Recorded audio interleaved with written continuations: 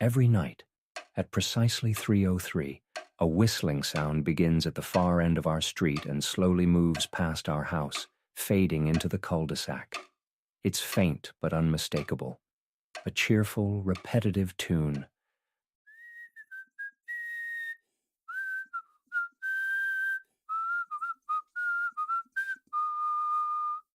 You can only hear it from the living room or the kitchen. My sister Nola and I used to sneak into the kitchen to listen when we were younger. We'd face our parents scolding if they caught us. But as long as we obeyed the one big rule, they weren't too harsh. The rule was simple. Don't look at whatever is whistling. We didn't question it much back then. Our neighborhood was a wonderful place to grow up, full of friendly faces, vibrant gardens, and a strange kind of luck that seemed to touch everyone. People found arrowheads in their yards, won radio contests, or received unexpected promotions. Even our weather seemed better than elsewhere. My parents called it a million little blessings, and none of us wanted to disrupt the balance. But every blessing has a cost. The whistling never seemed like a threat, but it was something unspoken, something we didn't question too deeply. My dad, usually calm and steady, grew tense when the topic came up. He was the one who installed the thick canvas shutters over our windows, locking them tight every night and keeping the key hidden. Dad's family was from the islands, as he called them, and he believed in the strange and unexplainable. There are things that walk among us, he once said. Not good, not bad, just different. He was adamant.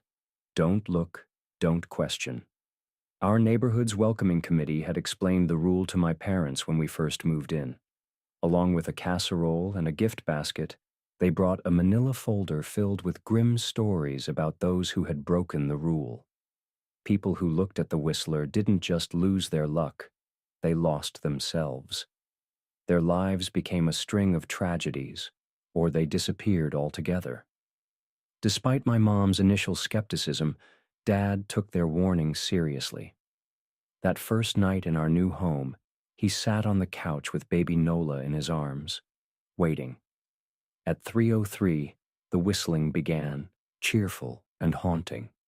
He never looked, and neither did I.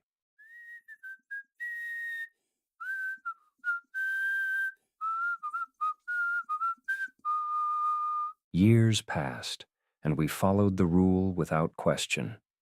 Then our new neighbors moved in.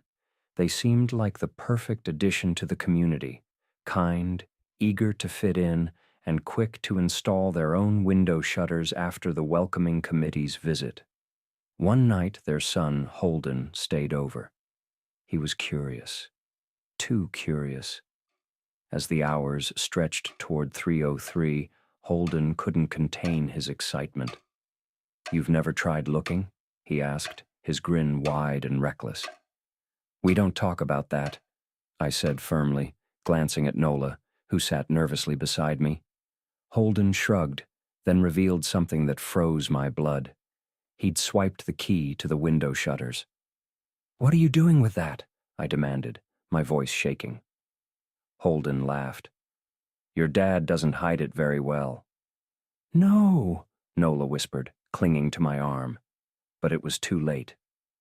As the whistling approached, cheerful and haunting, Holden unlocked a shutter in the living room. The blind snapped open. I grabbed Nola and turned her away from the window, shielding her face. "Don't look," I yelled, my own eyes squeezed shut. The whistling stopped. I felt Nola trembling in my arms. Slowly, I reached out to Holden, my hand brushing his arm. He was shaking uncontrollably. "Holden?" I whispered. Silence. The room seemed to tilt, time stretching unnaturally as dread filled the air. Behind me, I heard the creak of my parents' bedroom door opening. "What's going on?" my dad asked, his voice low and tight. He didn't need an answer. One look at Holden's pale, tear-streaked face told him everything. Before my dad could say another word, a knock echoed through the house. We froze. The knock came again, louder this time. "Don't answer it," my mom said, stepping into the living room. She held a baseball bat, her face pale but determined. The knocking grew louder, then moved to the back door. Suddenly, it was everywhere. On the windows, the walls, the doors. It wasn't just knocking, it was pounding, as if the house itself was under siege. My dad tightened his grip on the bat.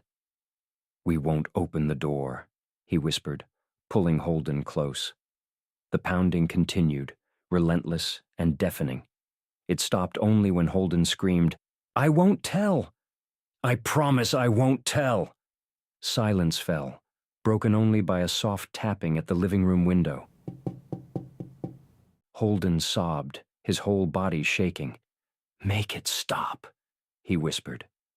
We huddled together in the living room for the rest of the night. My parents kept watch, holding their bats as the tapping persisted. It didn't stop until dawn. When the sun finally rose, the house fell silent. My dad cautiously opened a window, peering outside before declaring it was safe. Holden's parents visited that following afternoon.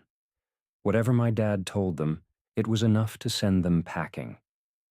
By Thursday, a moving truck sat in their driveway. Holden and his family left, all of their faces now hollow, their eyes lifeless. The welcoming committee had warned us. Not everyone who looks dies, but those who live are never the same. I wondered why Holden's parents had looked, if they were desperate to understand or just wanted to share the burden. We still live in that house. We still hear the whistling every night. The blessings of our neighborhood are too good to leave, but we're careful. My dad hides the key to the shutters now, and we don't invite friends for sleepovers anymore. Some things are better left unseen, some questions are better left unanswered, and some rules should never, ever be broken.